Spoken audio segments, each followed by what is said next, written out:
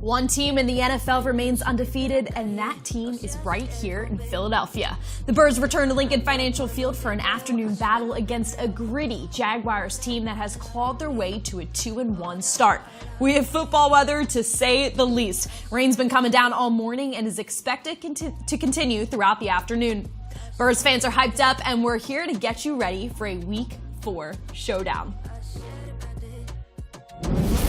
Welcome to the Kickoff Show, presented by Little Caesars. I'm Ella DiGiovanni, joined by Fran Duffy. Rain or shine, Fran, it's Week 4. Yeah, and for my money, Ella, this is the game of the week here in the NFL. Two of the most well-rounded teams on both sides of the football. Like you said, the only undefeated team left lives here in Philadelphia. Excited here for this one. Getting ready to kick off in a few minutes. Doug Peterson returning to Philadelphia, of course. He was the coach that brought the first Super Bowl here to Philly, and he'll be on the opposing sideline this afternoon.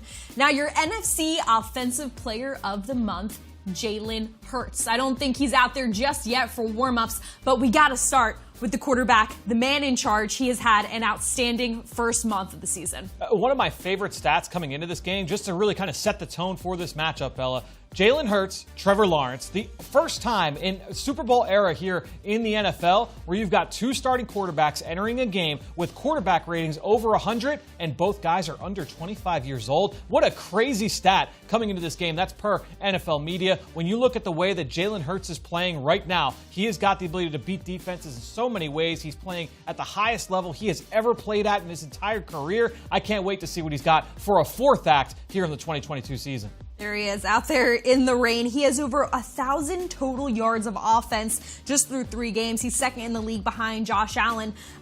We've loved what he did last year on the ground. We know what he's capable of with his legs, but the way he's been able to pass the ball so far this year, Fran, remarkable. No doubt. And again, his ability to attack all different areas of the field, left, right, deep, shallow, intermediate area, between the numbers, when he's blitzed, when they're not blitzing, he has just got answers for everything that defenses are throwing at him. And again, when you look at this Jaguars defense, one of the best in the NFL so far, Ella, and the ways I think they're going to try and attack him, obviously they're going to try and send pressure. That's been their identity since the jump here in the 2022 season. New defensive coordinator and former Eagle Mike Caldwell. But I think when you look at this defense, they also do a lot with disguise. So I would expect to see a lot of them trying to confuse Jalen Hurts before the snap here in this football game.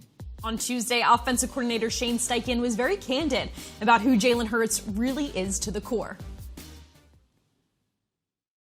He doesn't leave the building. Like, this guy is here all day, every day. All he cares about is football. And when all you care about is football, you're going to be successful. And that's what he does. It's all he thinks about. He never takes days off. I mean, he's always working. Shoot, I was on Friday, we met after practice, this past week, and I'm walking through the weight room, 4 o'clock, and kind of everyone's gone, and he's in there working, Shoot, last week he was, I don't remember what time it was, maybe 8 o'clock at night, and he came up and said, "What's up?" and going to go home and get some rest. I'm going in the weight room and getting on the bike. He doesn't stop. He's relentless in everything he does, and it's showing up, and when you work like that, good things are going to happen.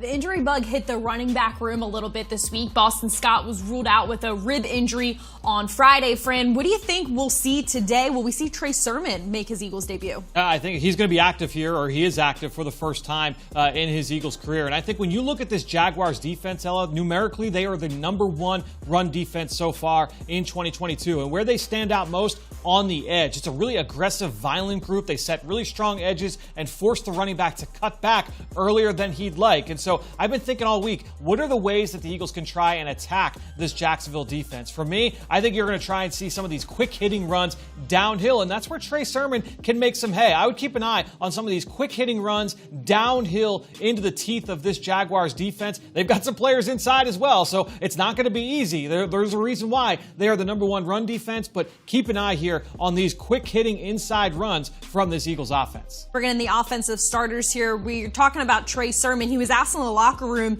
this week how he feels if he gets some time today, and he said, "I'm more confident now because I know I put the work in the offseason." His focus has been what's next. He has this what's next mentality. what's next might be here today against Jacksonville. Yeah, no doubt. And Sermon, you saw him when he was at Ohio State, or he was at Oklahoma as well, had a really good college career. This is a guy that has the ability to create his own yards through contact. And what have we said about this Eagles offense, and in particular this run game? They're going to put their playmakers in position to succeed. So, all right, Trey Sermon, yeah, you were a third-round pick last year for the San Francisco 49ers. It didn't work out there out west with San Fran, but what can you do well? That's what we're going to ask you to do here in this run scheme. And so you can bet you're going to see him working downhill here against this Jaguars defense. The Jag defense is also tied for first in turnovers. So when you see this weather like this today, we know the Eagles are good on the ground. You got to look out for the defenders and their way to take away the football. Well, you know who leads all NFL tight ends in receiving average and yards after the catch? This guy right here. He just gave us a look. Dallas Goedert. He's had an outstanding 3 games of the season so far, thriving as a pass catcher, but we know what he can do as a blocker as well. No doubt, and that's what makes him the most versatile tight end in football, or one of the most versatile tight ends in football, is what he can do in both facets of the game as a blocker and as a pass catcher. We saw him in the screen game last week, 23 yards. How many tight ends in the NFL can do that at his size? So I think when you look at this tight end group, don't factor them out as being big-time factors for this pass game. The rookie, Grant Calcaterra, he had his first NFL catch last week for 40 yards. An exciting group to continue to watch and develop as the season went on. Tony Gonzalez, we all know him, Hall of Fame tight end on Thursday Night Football, said that Dallas Goedert is the best tight end in the NFL right now. Big praise for Dallas Goedert. Well, we can't talk about the pass catchers without talking about this wide receiver group who has just been outstanding. Guys like Devontae Smith. What a 2 weeks for the second-year wide receiver. 169 yards and a touchdown last week. This group, they've been explosive. They're getting it done at every level. And the way they connect with Jalen Hurts, Fran, is just so special. Yeah, and what I love about how they're using Devontae Smith, they're moving him around the formation. He's getting so many reps inside, in the slot, all the different formations that they use. But Devontae working inside, well, now he's running in space against linebackers and against safeties and against some nickel corners. So you're finding some of those favorable one-on-ones for a former top 10 pick, a Heisman Trophy winner at wide receiver. We saw last week what he can do down the field, vertically tracking the ball through his eyelids, full speed, expecting a hit from the safety. He can go up and over defenders and win. So Devontae Smith just showing off the versatility in his game and how well-rounded he is as a wide receiver. I think when you look at Devontae, you pair him with Devontae Smith or with A.J. Brown and with Dallas Goedert and Quez Watkins and the run game. Jalen Hurts, plenty of weapons at his disposal. Plenty of weapons. And when things aren't going as well on the ground as we saw last week against Washington, they have this pass game to rely on, to kind of really lean into. And we've seen them do that the past few weeks. When one area of the offense isn't working, they just go to the other. Both can excel. And it kind of comes with, what's the defense giving us? How can we adjust? And we've seen these adjustments throughout 3 weeks. No doubt. And the Eagles right now, through 3 weeks, they lead the NFL in 15-plus yard pass plays. And it's not just, we're just going to chuck it deep, and we're going to let Devontae and A.J. Brown go get it. No, it's not just that. Just last week, think about that Washington game and all the different ways they picked up some of these big chunk plays. You saw deep balls to A.J. Brown and to Devontae Smith. You saw the screen game with Dallas Goedert and Miles Sanders. You saw shallow crossing routes to Devontae Smith. You saw the intermediate game with Grant Calcaterra and with Dallas Goedert. So attacking all 3 levels of the field, empty formations, play action set, screen game, pistol, all the different elements in the offense built into the structure of this scheme and of this game plan. This Eagles offense is humming right now to start the season. And you know what else is humming? That Jaguars defense. They are good, Fran. And when we talk about, what they can do up front, it's going to be a big test for the offensive line, but we got to talk about the pair of linebackers they have, specifically Devin Lloyd leaving the team with 24 tackles, a big challenge for this Eagles running game today. One word, speed. Capital S, speed. Red circle around them, speed. When you look at Devin Lloyd, the first-round pick they trade up for in this past draft, you pair him with Foye Oluokun, who they signed as a big-ticket free agent here this offseason from the Atlanta Falcons, a converted college safety entering the NFL. These two guys can run. They are rangy. They can hit. They create turnovers. Devin Lloyd, more impact plays than any defender right now in the NFL. When you factor in like TFLs and PBUs, interceptions, he is all over the place. place. But there's one thing I think where you can attack them, Ella. When you look at the way that they play, they are what is called fast flow. First thing in the water, they are there attacking. They are sharks in the water attacking that first blood. So if you're the Eagles offense, you're going to try and throw some misdirection at them. It might be something just simple as a tight end going across the formation at the snap of the football. Just anything to kind of throw them off their path, get them out of harm's way so you can come back, whether it's a run play or a pass play. We've seen the Eagles do this plenty for some big plays. Expect more of it in this game. Eagles offense is averaging 447 yards per game as they remain the top-ranked offense in the NFL. It goes through this offensive line. When it was a slow day on the ground, like we said, the past week against Washington, the Eagles offensive line adjusted, and they excel in pass pro too, Fran. They've stayed healthy up front. Landon Dickerson battling a bit of a foot injury last week, but he's a full go here today, and I'm excited to see what they have for this Jaguars' lethal defensive front. The defensive front is playing as well as any in the NFL right now. Like, no joke, they are playing as well as any defensive line in football. So when you look at them from left to right, I mean, Josh Allen, former first-round pick, top 10 pick out of Kentucky a few years ago, he's playing very well, posting great production. Trayvon Walker, the number 1 pick this past draft, he's an alien. 6'5", 275 pounds. He plays like he's 40 pounds lighter than he is. He's dropping in coverage, making plays. He's getting after the quarterback. He's a violent edge setter in the run game. So those two guys, yeah, big-time matchups here for Lane Johnson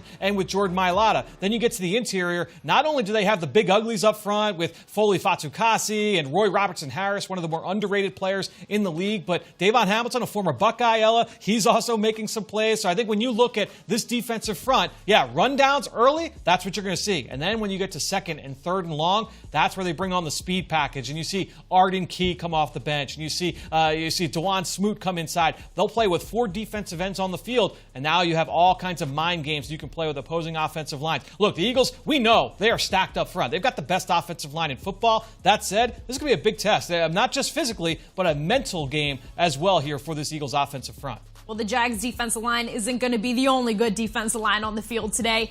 Brandon Graham was your NFC Defensive Player of the Week following last week's performance. The 3rd week in a row, an Eagles player received league honors, but the first of Graham's career.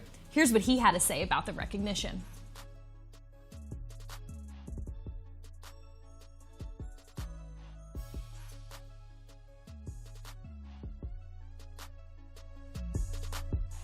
All right, no, you know what? Some difficulties with the sound. That's all right. The defensive line, Fran, 9 sacks last week. All the pressure coming up front from the guys, the big boys up front who were just too much for Wentz and Washington to handle. Now, they're playing against Trevor Lawrence, who is getting the ball out so quick today. Yep. So what do you think we're going to see from these guys? I'm so glad that you said that, Ella, because when you look at the way that Trevor Lawrence is playing, the ball does come out very fast, and the numbers back that up. Right now, he ranks in the top 5 in average time to throw, so the ball comes out very fast. But what makes it even more difficult is that he also leads the NFL in touchdowns where he breaks the pocket on the move. So what does that mean if you're the Eagles defense? Right now, that's just numbers, right? But if the ball comes out fast, more often than not, all right, you're the defensive line. You don't know if you're going to get home. Right now, they are top 5 in the NFL. They're 3rd right now in sack percentage, but they're 25th in QB hits. So what does that mean? Well, that means that the ball's coming out fast, and it's just, you're so close as a defensive line. We've seen that over time, right? Because you have a great Eagles defensive line, you're used to the quarterback getting rid of the ball fast and not take those sacks. Now, if you're the Eagles, if you are able to contain him, you're able to stop him from making those quick throws, well, he also has the ability to beat you with his legs. He'll break the pocket and wait for those big plays to happen outside of structure. This is an offense that wants to get the ball out quickly in the quick game. Their big plays come when Trevor Lawrence is on the move, scrambling. And so that's what makes them really, really difficult. The Eagles have to be sound with their scramble drill rules in this game. You want to make sure that you contain that group of pass catchers. They're down Zay Jones, but you want to make sure that you contain that group of pass catchers, not just early, but late in the down as well. I think we have that Brandon Graham sound here now. His thoughts on winning NFC Defensive Player of the Week. No, you know what? I love all the awards that you get, man. I mean, you never take them for granted. You know, the work that you put in every day. But it just made me more hungry to just keep it coming. Keep trying to help this team win, because by the end, you know, that's the real award that I want. We're going to bring in the defensive starters here. A big player missing this week. That's Avonte Maddox. Now, it's more notable because The Jaguars' offense, they operate around wide receiver Christian Kirk, who is running 81% of his routes from the slot. So when you're down Avonte Maddox, that is a big hole in the defense. I'm confident they can fill it, but that's a big hole in the defense when Trevor Lawrence likes to target Christian Kirk in the slot. No doubt. I think when you look at the way that this Eagles back seven has been playing, the communication has been outstanding. And Avonte Maddox, he is one of the big, interconnective players with that communication. He's always working with the linebackers, with the safeties, with the outside corners. And so removing number 29 from the equation, that will definitely hurt this Eagles defense. But I'm fascinated, Ella, just to see how the defense responds. How do they play? I don't think it's going to be just a one-for-one replacement with one player. I think you're going to see maybe a little bit more base with 3 linebackers out in the field. Maybe you'll see Chauncey Gardner-Johnson come down and play in the slot. Maybe you'll see Josiah Scott, who the Eagles acquired last summer. He's been here for over a calendar year now. He's got some nickel safety experience. So does Josiah Scott play more? If they do bring Chauncey Gardner-Johnson down, does that mean Kayvon Wallace plays down more? So I think when you've got some different combinations the Eagles can work with, I'm fascinated to hear from Dave Spadaro a little bit later here in the show. We'll see if he's got some concrete answers for us and what the Eagles' plans are with the depth chart. Now, opposing receivers have been limited against this Eagles secondary the past few weeks. Much of that is due in part to the duo of Darius Slay and James Bradbury, with the help, of course, from Avonte Maddox. Now, you think about Christian Kirk, but also Zay Jones. He has been Trevor Lawrence's highest targeted receiver. Yeah. He is inactive today. That was just ruled official just right before we went live here on the show. So they kind of have this two-headed monster type of offense. This changes things a little bit, Fran. It does. And they just, again, they want to get the ball out fast. So we see James Bradbury there. We saw Darius Slay. You see C.J. Gardner-Johnson, Marcus Epps. That's starting secondary. To me, what is key in this game, Ella, we talked about how quickly the ball comes out of Trevor Lawrence's hands. You have got to tackle the catch if you are this Eagles secondary. If the ball's going to come out fast and it's caught at 5, 6, 7 yards, you can't let that 5, 6, 7 yard catch become 13, 14, 15. You cannot give up the cheap yards against this offense, because that's what they want to do. They want to get you with death of 1,000 paper cuts and nickel and dime their way down the field. They're like 26th in explosive pass rate so far this season. They want to try and matriculate the ball down the football field. If you were the Eagles secondary in that back seven, tackle the catch, get the receiver to the ground. And when you want to talk about what the Jags can do on the ground, you have to talk about the Eagles duo of TJ Edwards and Kaiser White, who have been outstanding. Edwards has been the team's leading tackler the past 2 weeks, 10 total tackles apiece. So when you look at the Jaguars' weapons of James Robinson and Travis Etienne on the ground, Robinson, I think most notable about his game is his confidence each and every week. He keeps putting more yards on the ground. Last week, 100 yards against the Chargers. Yeah, and he had one really big one against the Chargers. I think when you look at that, it's a thunder and lightning duo there, right, with Robinson and with Etienne. Etienne, he's the more explosive back. Robinson does most of his work down between the tackles. Impressive to see what he's doing, just 9-10 months removed from a torn Achilles tendon at the end of last season. But when you look at this run game, yeah, TJ Edwards, Kaiser White, they're going to be imperative. But honestly, going back to what you said earlier about Christian Kirk, Ella, and how often he lines up in the slot, one stat I saw this week that I thought was fascinating, 41% of Christian Kirk's targets have come against corners. 41% for a leading receiver. That means 59% are coming against linebackers and safeties. So, TJ Edwards, Kaiser White, Marcus Epps, C.J. Gardner-Johnson, you are going to see more than once here today in this game Christian Kirk matched up on those guys. How do they respond? That's one of the chess matches I'm fascinated to see here in this football game. I talked to Slay at his locker this week, and I said, year 2 in JG's defense, what's the difference from last year? And he said, look, in the offseason, we watched a lot of film. He had to find out what he likes the most. He had to find out what we like the most. He has combined all of that together this year, and he's starting to put guys in winning positions within his scheme. He said it's been a great fit for us, but we have a long way to go. I think you see all of that playing out on the football field. The communication across that defense has been so outstanding through 3 games, but you really see guys in the best positions. They know their roles. They know where they're supposed to be. And when you look at the matchup today, this is going to come in handy for this Eagles defense. No doubt. It was a big reason why the Eagles got 9 sacks a week ago. It wasn't just the winning the matchups up front, winning those one-on-ones, which will be imperative here in this game to make Trevor Lawrence uncomfortable, but the communication on the back end. And not just the guys that were there last year, but the newcomers. When you looked at Bradbury and White, those guys have done such an outstanding job in zone coverage, passing things off. Look at Fletcher Cox. You think he's fired up here for this game? This is a defensive line type of game. You look at that weather out there, Ella. I'm excited, but this defense, that's going to be the big test. Communication imperative here in this one. Well, that's just 3 sacks so far this season, along with BG. The defense has given up 8 or fewer points in back-to-back games, so excited to see how they start to stack these games. We talk so much about this offense and what they've been able to do, but when you see that the defense has held opposing offenses to 8 or fewer points in back-to-back games, that is something to write home about. Yeah, especially considering one of them was a safety, right, which you would credit to the offense a week ago against Washington. So I think when you look at the way that this defense is playing, you can't ask for more as an Eagles fan, but that doesn't mean anything. The first 3 games, you got to come out and do well against this Jacksonville Jaguars offense led by Trevor Lawrence and, of course, our old buddy there in Doug Peterson, the head coach. This week on Eagle Eye in the Sky podcast, Fran, you guys were talking about how there's kind of a target on the Eagles' back. And I think today might be test number 1. And can they live up to this outside hype? They've proven to be a good football team on the field. The league is taking notice. But the Jaguars are going to want a piece of this today. And so how can they live up to the hype from the outside? The last undefeated team in football. You said it in the very top of the show. You think that Jacksonville's not thinking about that? You think that next week the Arizona Cardinals or the Dallas Cowboys the week after, like they're going to have that game circled on the calendar as more buzz builds around this football team. Everybody else, like you said, they're going to want a piece. And so the Eagles have to match their opponent's intensity each and every week here this season. And that's going to be something that you get stressed throughout the course of the week. Monday, Tuesday, Wednesday, Thursday, Friday, team meeting Saturday, Sunday on the way to the bus. You've got to match it. Now, if what we saw from Fletcher Cox in that defensive huddle, if that means anything, I think the intensity is going to be matched here in this football game. We're going to have Eagles insider Dave Spadaro joining us in just a little bit. But Fran,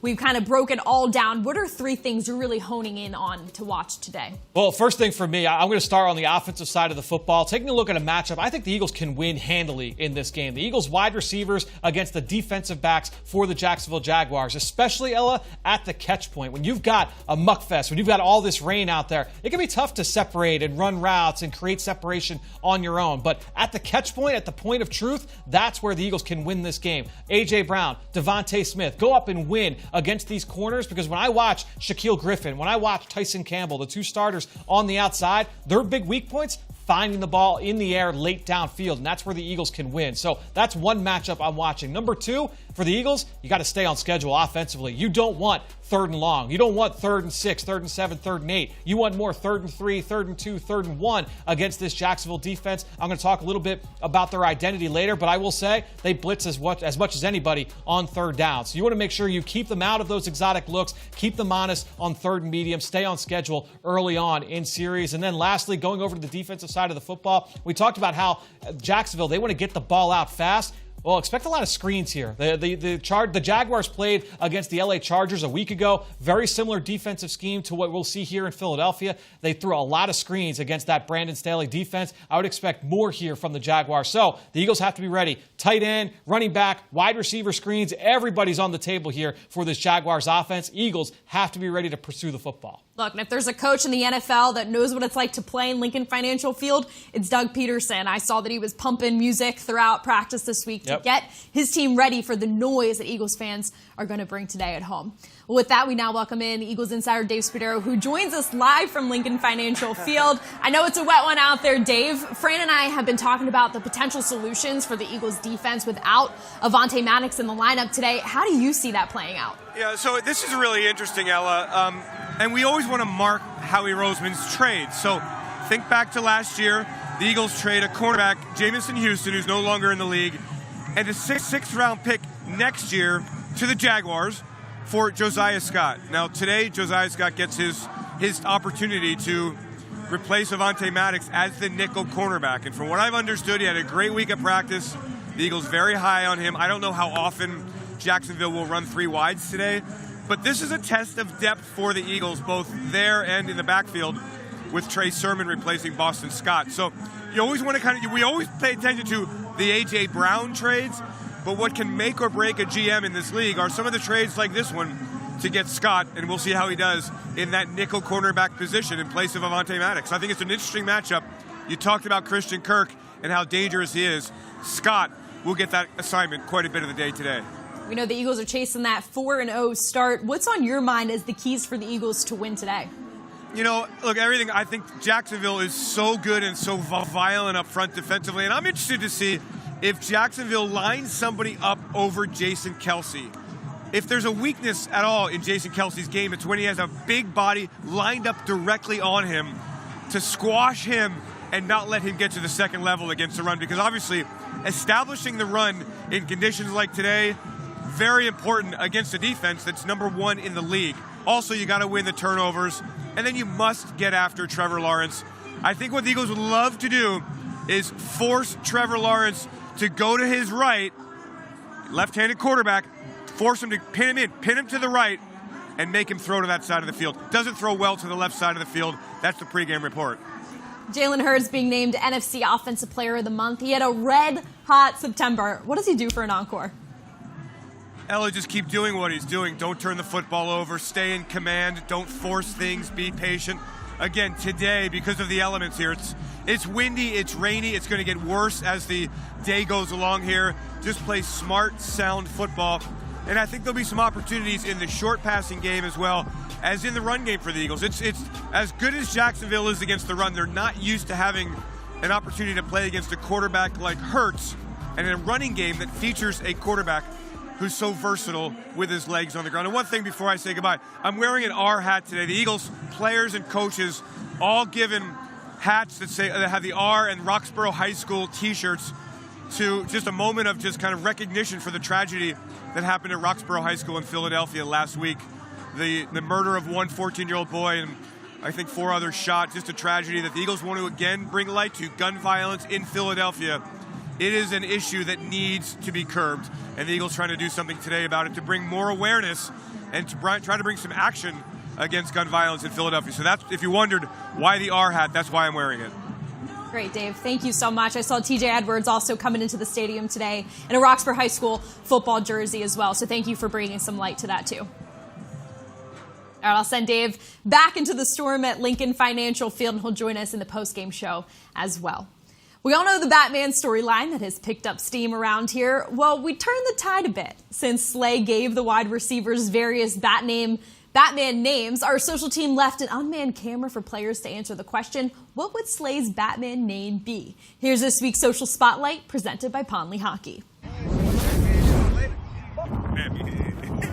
Batman. Talk too much Batman. We ain't got no name for him. Ugly Batman. Funny Batman. No ways Batman. Big do-rag, little head Batman. With no ways. If I have something clever to say, I will, but I can't think of it this quick. Slay really X-Man because he locking that down. Mike Epps looking Batman. He Robin. Slay is the sexiest Batman alive. I'm the light-skinned, sexy Batman. Ugly Batman. Cut. The Kickoff Show is delivered by Little Caesars, proud partner of the Philadelphia Eagles. Order online during the Pizza pregame and get it delivered or pick up in store in the Pizza portal. Pizza. All right, Fran, your Rico Extra Point. What do you got for us? Well, one of the things I love most about Little Caesars, Ella, is that they are a model of consistency. And so far this season, we have seen a very consistent theme from this Jaguars defense on third down, where they love to play a lot of man coverage and bring pressure. Now, how do the Eagles attack that identity on third down? Well, let's take a look, because they love to play one coverage in particular that I'm going to get to in a minute. But on third down, what you can expect from this Jaguars defense, a lot of man coverage, might be cover one. Man coverage across the board, one high safety, and a 5-man blitz. But one coverage they play more than anybody in the NFL, 2-man coverage, where you got 2 high safeties and aggressive man-to-man coverage underneath. Now, those corners, they can play aggressive because they've got those 2 high safeties over top. You have a 4-man rush. We talked about how athletic and versatile they are up front. Let those guys go hunt. Lots of different stunts and twists up front from the defensive line. So, if you're the Eagles, how do you combat 2-man coverage? Well, one thing, you can do it formationally. The Eagles don't run a ton of bunches and stacks, but in this game, against this coverage scheme, that's something to watch.